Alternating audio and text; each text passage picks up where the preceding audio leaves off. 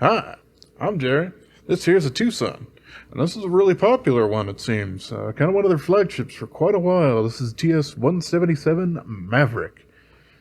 I'm not a super huge fan of Mel Gibson in general, but hey, Maverick was a fun movie, and it was, long before he went crazy with racial tirades and whatnot. So, yeah, I'm still fine with that. Yeah, this is actually a collaboration. And this is a collaboration between NightMorning Design and Tepe. Also, I believe just Sean Hassan, because I think he's basically the guy behind Tepe Designs. So yeah, this is number 496. It kind of shows you these things have been around for a while, and they've made quite a few of them. This is a titanium frame lock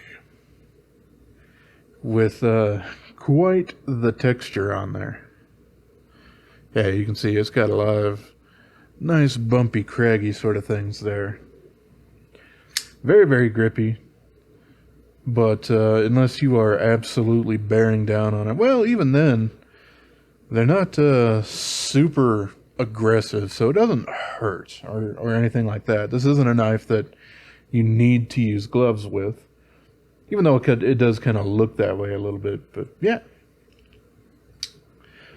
this one's coming in with M390 steel, and I haven't done a cut test on this one, but I did get it along with quite a few others that didn't end up doing super duper well.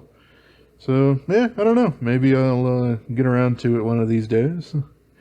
If I'm lucky, then it will actually take a lot of effort. If I'm not lucky, then it'll end up giving out around 150 to 200, and that would make me a little sad. But oh well.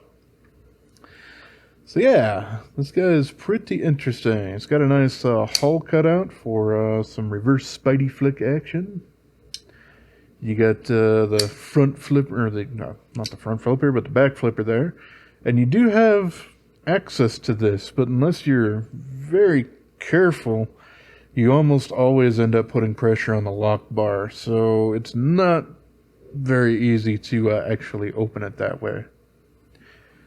There you go. But you can rather easily open it, with your left hand as well. So that's all sorts of good. This guy does have an external frame lock relief, which I think with this pattern kind of would have been a little bit better to do it from the other side, just so you don't have that interruption there. But that's fine, and they make improvements on some more newer models. The clip on this thing is very long, which is interesting. It works pretty darn well for going in and out of your pocket, and because these aren't super sharp and jaggy, it does actually go in and out of your pocket pretty good. The tension on it's maybe a little bit looser than I'm used to with some of their clips, but works really, really well. And the screw is, for the clip, is it's on the inside there. So it does have kind of a nice, smooth aesthetic there. Now, if only that was internal lock bar relief, it would look even smoother. But that's just a personal preference thing. So, yeah, we can move past that. It does look like this has a little bit going on up here, but no jimping, and it's not actually far enough up to really give you any front flipping capabilities unless you were really determined to do so. But I also do think this was designed a bit before, that fad was really coming into full swing. So there you go with that. This guy's got a pretty tall drop point blade on there. He got a nice aggressive swedge on the back to keep the tip nice and stabby, but still has a little tiny bit of meat there. So it's not going to be super duper fragile. And because of that, I would consider this basically a high saber grind. We do have a little bit of flat up here by the hole cutout, which I appreciate having a little bit of that just to have a nice reference spot for putting a clamp when I'm doing some sharpening on it. So I do appreciate that quite a bit. And yeah, we got nice tension on the the detent there. This thing flies open, makes a nice click sound when it's all open. It does have a bit of a finger choil here, and they have actually crowned over this area here to make it a little bit more comfortable. It's real small though, so you know, unless you're just doing some little stuff like that, I really wouldn't trust shoving my whole finger in there, especially not if you're wearing gloves with this. You'll probably just wreck your gloves, but you know, that seems to happen with most finger choils these days. So yeah, the action on it's super nice, pretty darn drop shutty once you get over that detent, which happens really early. It's happening right here.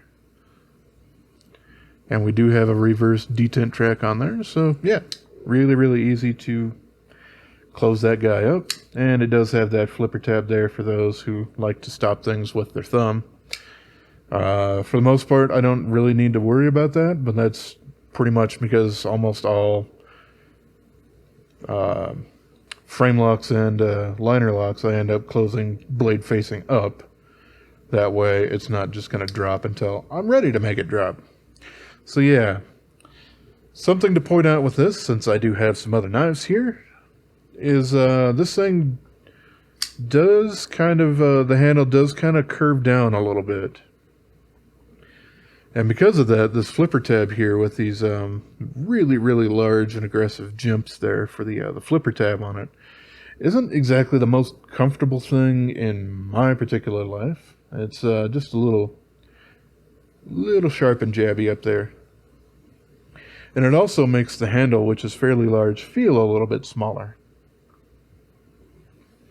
Something that was very much done to a much higher extent with this little guy here. This is the TS177, much newer model, but yeah, very curvy.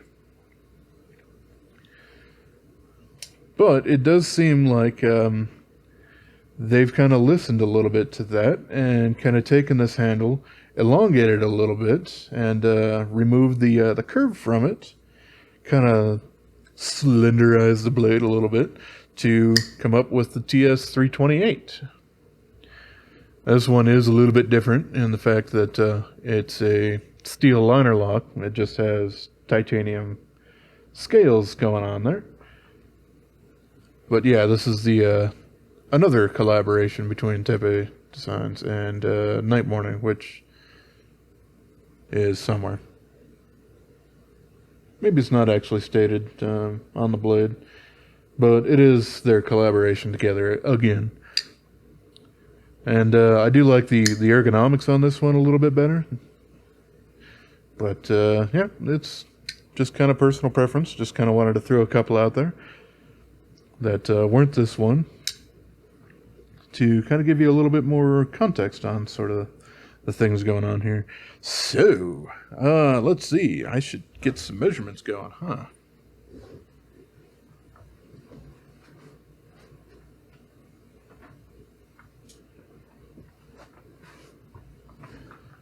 No matter where I am, these tools are always on the opposite side of where I am. But, okay, yeah, let's start out with some weight here. This isn't exactly a light boy. 4.775 ounces. Or 150, almost 153 and a half, or 135 and a half grams. And this is definitely nowhere near a 4 point blah blah blah inch knife blade, so this does not meet that ounce and inch criteria that some people find very useful for kind of light duty carry. But that's all right. We just got a couple of screws. Let's see, I got some schmutz in there. Open up, we coming in.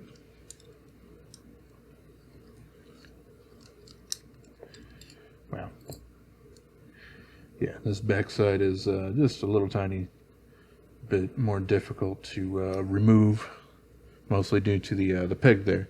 But yeah, now that we are inside, we have the little back spacer, nothing too special there. And then we do have some internal milling kind of going on with this too, which is, I do like to see that. It's nice, especially because they've done quite a bit more work on here. It's probably why this one's a little bit more expensive, because, you know, you're machining several sides of titanium, and yeah, that's not exactly the easiest thing to do. I mean, it is only literally a couple of different cuts there, but still, yeah. We have an internal blade pin onto the blade itself, and much to my satisfaction, where that blade stop rides doesn't have an opening in the front, so it does keep some schmutz out there, or out of there, that would otherwise kind of creep in a little bit. That might not help with, you know, something like this, if it's a little dirty when you're kind of putting it back together and whatnot. Grab me a Q-tip here real quick. There we go, yeah. A little bit of that's probably also kind of left over from me adding some Loctite to the pivot there. Yeah, so we do have their standard ceramic bearings and the nylon cages. And we do have the steel inserts there with the bearing race already carved in. And those are usually the ones that are very, very, very smooth. And the ones that I appreciate the most, because of the nice drop-shutty nature of it all. But yeah, I mean, otherwise it's very, very simple construction.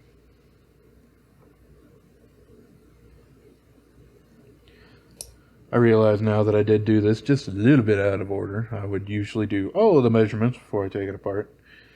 But I regret nothing. So we're just going to move ahead, put this guy back together, and I'll get some measurements done then. Make sure I actually get the second bearings all up in there. Since I do a fantastic job on camera of forgetting to do that.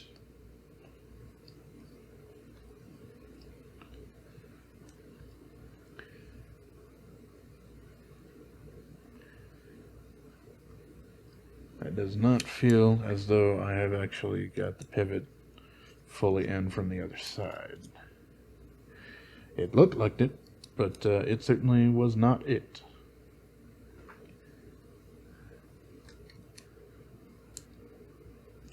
So we shall work at it.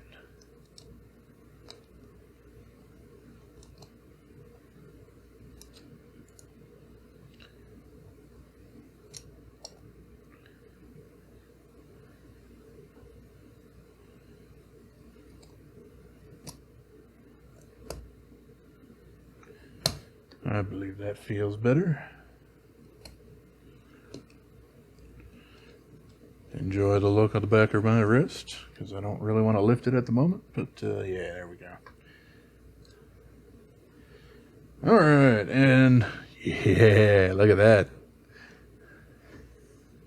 that. So off the screw comes yet again.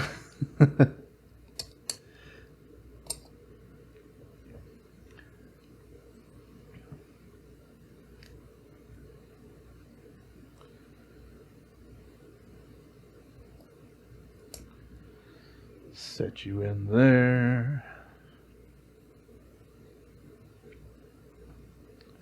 Check, make sure I'm not doing anything super stupid.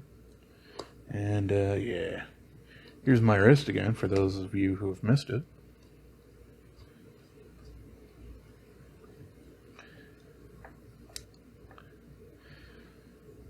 Alrighty.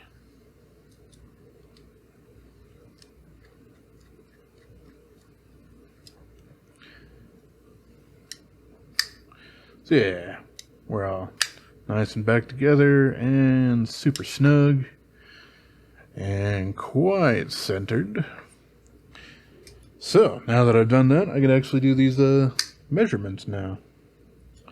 Let's see, what am I set to? Millimeters. Okay, we will do blade stock thickness. And this is basically just shy of 4 millimeters there. So it is a thick boy, but as you can see, yeah, I mean, it's a high flat grind and comes down to quite a nice acute angle down there. And that additional blade thickness, which, as I said, with the little flipper kind of guy there, it's also crowned around the top here, only until about the swedge, and then it's you know, a little bit more crisp there, but your hand's realistically not gonna get over there unless you're doing something really weird, which to me that's not ergonomic at all anyway. So there you go. It also does have just a little tiny bit of a relief carved there just for a little flipper landing pad. Also, to kind of take a look, it kind of looks like it would be relatively close to the end there. And it does kind of look a little bit right there at the end, but I can't really get my finger in there to hurt myself. So that does a pretty good job of kind of being all up there and snug and everything. So, let's go ahead and do the rest of my measurements. And yeah, I do want to kind of rake it around there. But yeah, it's just a little over half an inch. Just a little tiny smidge. And let's check the blade length on here. I like to check from basically the end there. And with that, we're just shy of 3.4 inches. Which, with the knife being as tall as it is, definitely looks a little bit larger than you would actually get those measurements for. But yeah, very, very functional knife. Like I said, I'm not quite a fan of the super aggressive jimping back there, which kind of turns me off a little bit to it. I think they probably could have straightened that out a little bit, and heck, probably cut some of it off or whatnot, to make that just a little bit more comfortable overall. But yeah, this is definitely one of their flagship knives that they seem to kind of perennially make these available. So yeah, unless you know something crazy happens in the future, then I think these guys are probably going to be fairly around and available. However, they are a highly milled titanium handled M390 knife, so unless you are super incredibly lucky, you're probably not going to get a hold of one of these for under $100.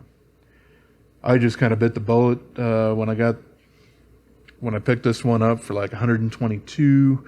I think I got it about the same time that I got that guy because I did want to do this comparison. So yeah. It is a very, very interesting knife. And it is a little bit thinner than this 328 because it's a frame lock instead of a liner lock there. But in pretty much every other regard, I do kind of prefer the design of the 328 over it. But yeah, this guy's been around for a couple of years longer than this one has. So yeah, alright, that's the TS177 Maverick. Alright, as always, I appreciate y'all for watching. Have yourself a wonderful rest of your day. And subscribe.